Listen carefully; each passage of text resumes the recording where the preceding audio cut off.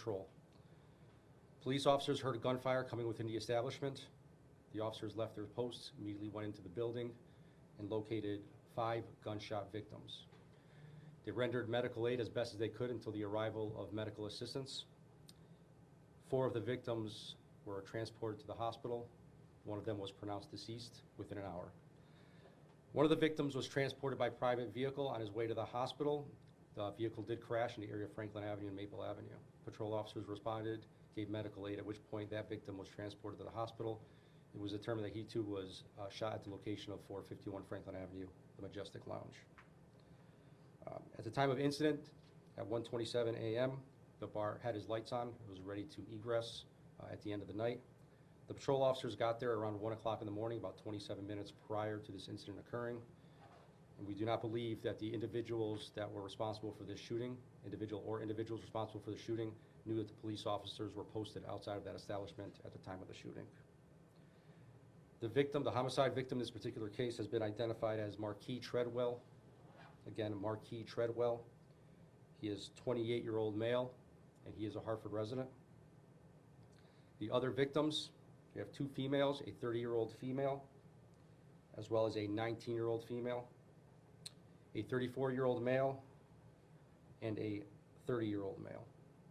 The Hartford Police Major Crimes Division, our Crime Scene Division, as well as our Capital City Command Center and Violent Crimes Unit are working together in regards to this case, and we're hoping to provide more information in regards to updates in the next few days. Can you spell Marquis Treadwell? Treadwell, Treadwell, and Marquis, common spelling, Marquis.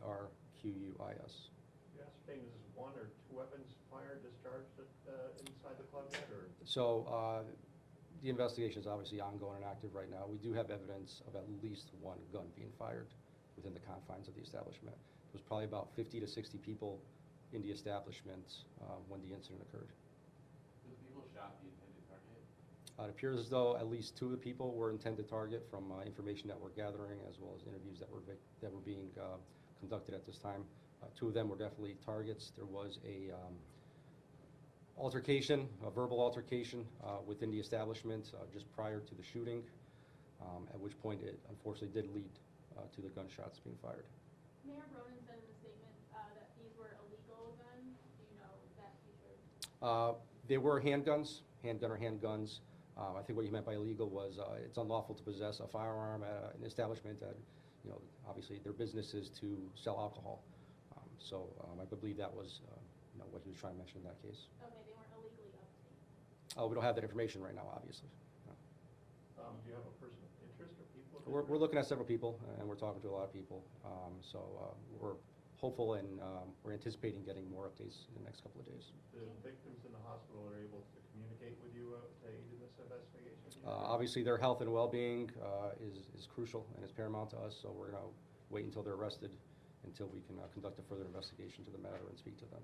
Can you talk about Hartford Police's connection relationship with this nightclub? Are you there a lot? Do you respond a lot in the past? There's been some challenges at that particular location. A couple incidents in October of note. We did have a stabbing incident the 19th of October, and we did have a shots fired on the same day, and as outside of the establishment, as well as a shooting that occurred on October 4th outside of the establishment. What's the security like at the club? Do they have their own security? What are the security measures? It is their own security, so a business is responsible for their own security. In this particular case, the zone lieutenant has met with the owner on several occasions and advised him that the city will actually enforce a city ordinance called 2917, which will essentially require him to have police personnel in and outside of his establishment. That conversation is actually occurring right now, and we don't believe he's going to be opening for business until he abides by that new city ordinance that we're going to impose upon him. Any idea if the victims knew one another? It was, at this point in the investigation, we're still trying to talk to some people, obtain some more crucial video. Anyone that has any video, perhaps on a cell phone or anything in the area before or after, is encouraged to call us. Our tip line at 860-722-TIPS, which is 722-8477. Information we have right now is very clear that these individuals were known to each other. They weren't strangers. They were known to each other when the gunfire erupted. The victims and the suspects? The victim and the suspect. And the incidents before that you've had there, are they gang-related? There's nothing to suggest any of that. Anything that suggests with this incident? We're still looking into that. Is there any connection with the past incidents to this one? No, not at all. No. Are you able to say which victim was in the car that crashed and at the hospital? He was a 30-year-old male.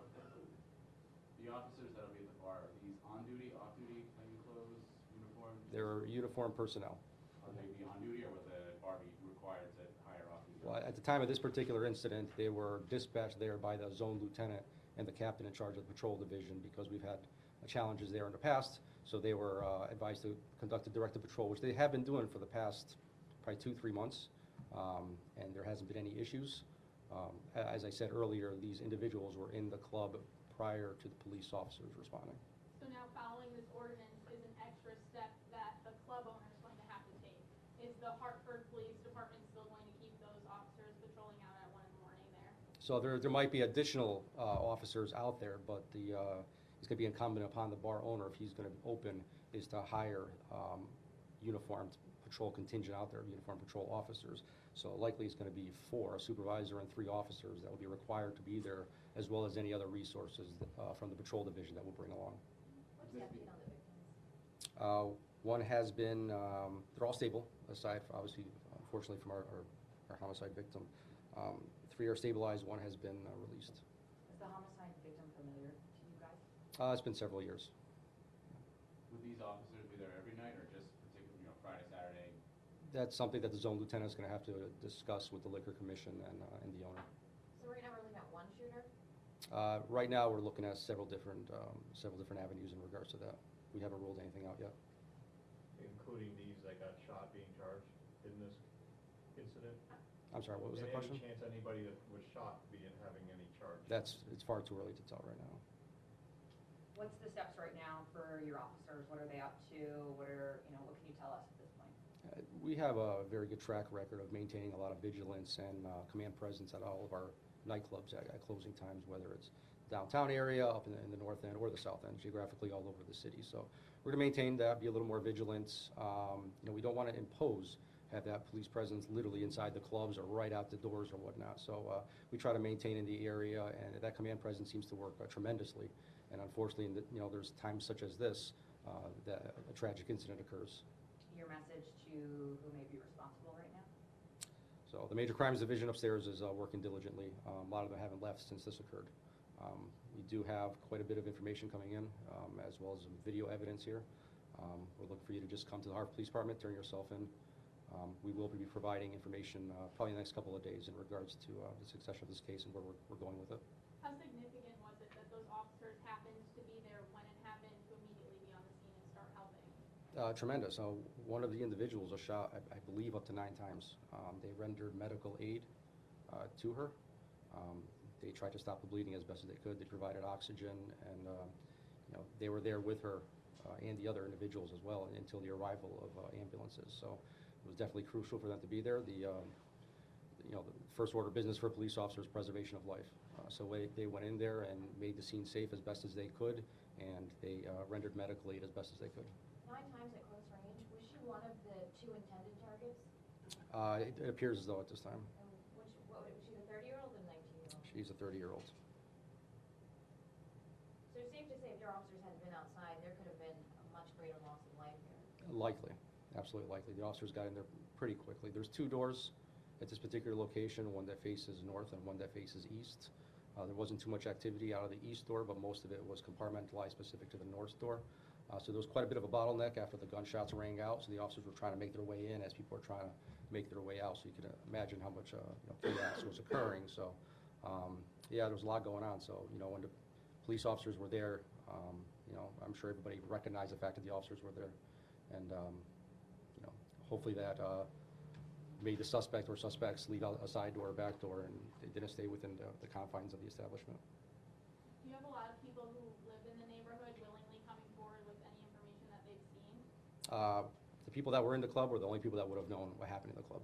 The people that were outside the club were the police officers. So we're going to rely on their reports and what they saw. Thank you, everybody.